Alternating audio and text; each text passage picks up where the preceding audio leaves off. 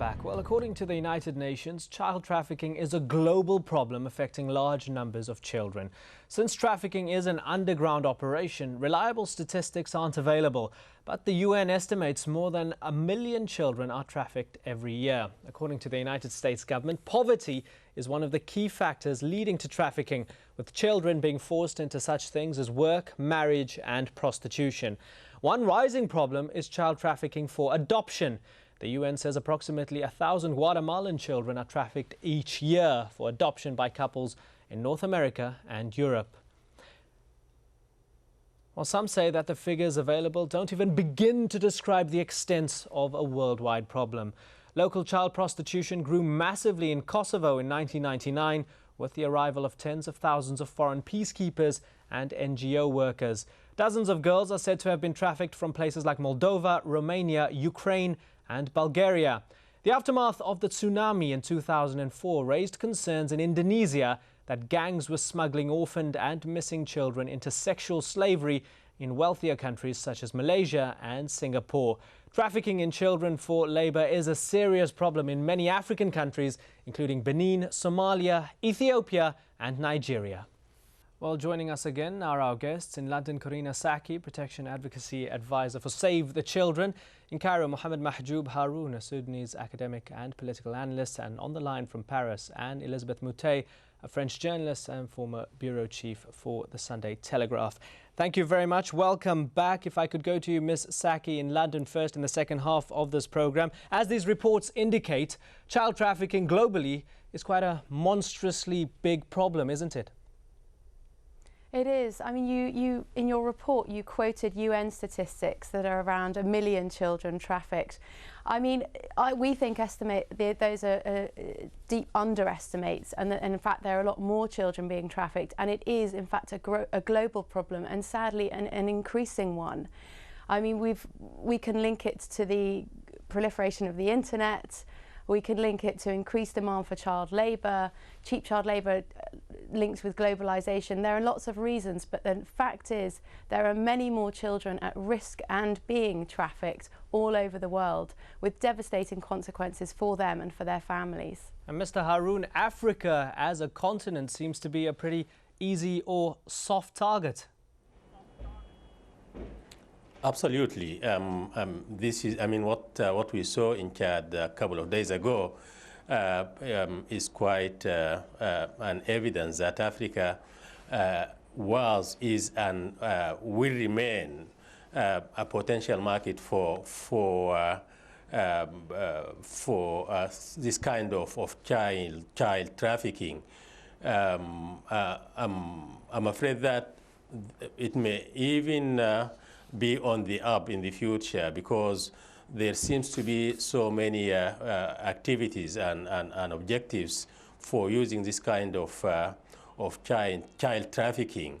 I mean, now with such private security companies all over the world, especially in regions where there are civil conflicts like what we see in Africa, the need for getting such child to be used as maybe security men, child soldiers, and this kind of activities, the demand is certainly on the up. So it will remain Africa where we see a potential market for recruiting such kids. What happened a couple of days ago is just one incident.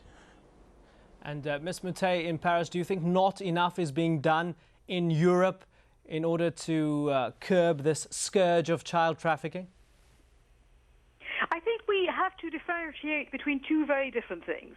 You know, After Zoe were absolutely wrong from start to finish, but you have to realize that for months they ran ads on television here saying, "These are starving children, please help." And so, on the one hand, you've got the horrible trafficking of children for paedophile rings, for all sorts of things, for slavery, you know, which are horrible. And on the other, you've got this entire misguided organization. And then you've got people in Europe, for instance, whose only desire was to help children whom they were told were orphans, whom they were told came from a war-torn region.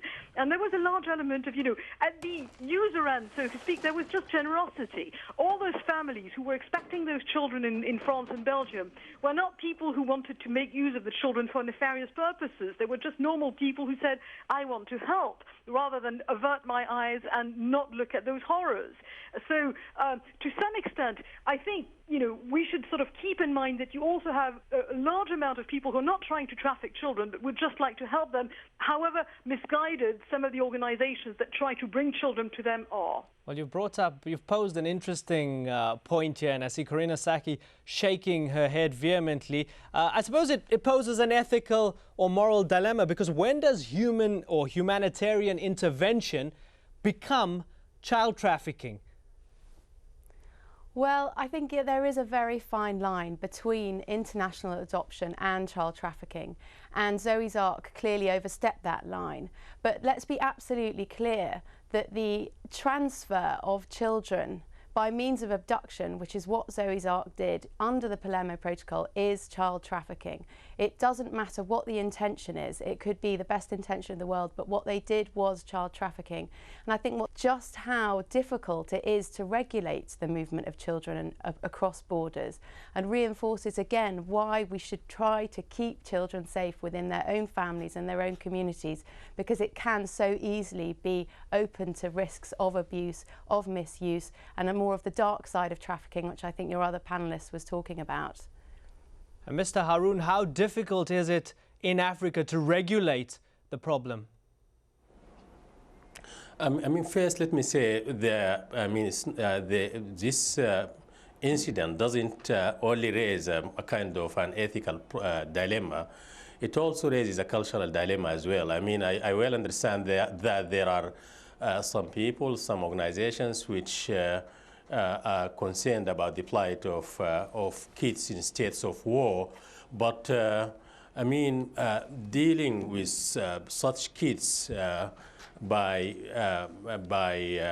seeking some kind of fostering for them overseas, I think this is also a cultural problem. It's equally a psychological problem as well. There are young kids who are brought up in a certain cultural context. They need some kind of some psychological attention.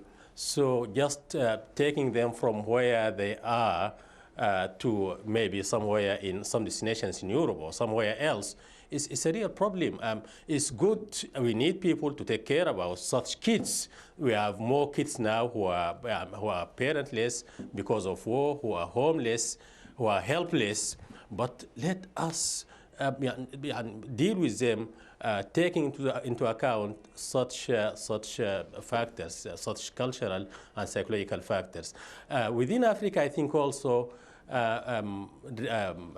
having enough regulation that will help prevent such kind of child trafficking may take also some time.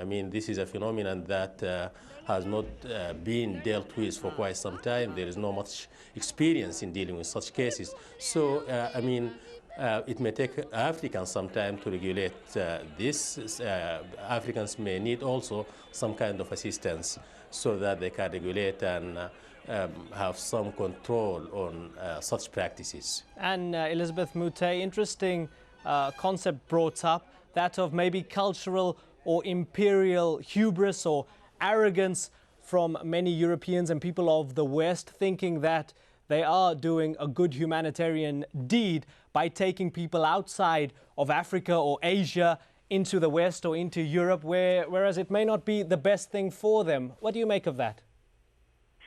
Well, in the instance that we were talking about, obviously it was wrong. It turns out that most of these children were not even from the Sudan. They were actually from Chad, and which is not in the war itself. It's touched by the war, but it's not in the war itself, and we're starting from something which was wrong from start to finish. On the other hand, you're damned if you do and you're damned if you don't. There is a colonial inheritance, and the idea is, well, we have a duty. And so the duty can be at times, especially especially in times of complete emergency, to think, well, we have to do something. And it is much better, of course, to try and set up structures, local structures, which can be worked by the people on the ground, and the children can be brought up in their own civilization, in their own culture. But every now and then you have a situation of complete emergency, of children who die. And we are talking about, a horrendous conflict in which I understand that over 200,000 people have died. And so, what do you do? Sometimes you're confronted with the most appalling horror. I know that I'm talking in sort of, the same kind of emotional language which is frowned upon because it leads to mistakes and it leads to exactly the kind of initiative that we are all condemning today. And at the same time, if you decide that you're not interested at all, then you're supposed to be insensitive and there's no interest. And we also know that every now and then structures that have been set up on the ground in the very countries, we only have to quote, United Nations structures in the Congo, for instance, themselves give rise to abuse on the ground. We know about sexual predators among UN missions in the Congo recently. It's a wide problem, and keeping it to the African continent may not always be the best solution. I don't know. All right, ladies and gentlemen, it's been fascinating picking your brains on an interesting topic in London, Paris and Egypt. Thank you so much for joining us, and thank you so much for joining us here on this edition of Inside Story.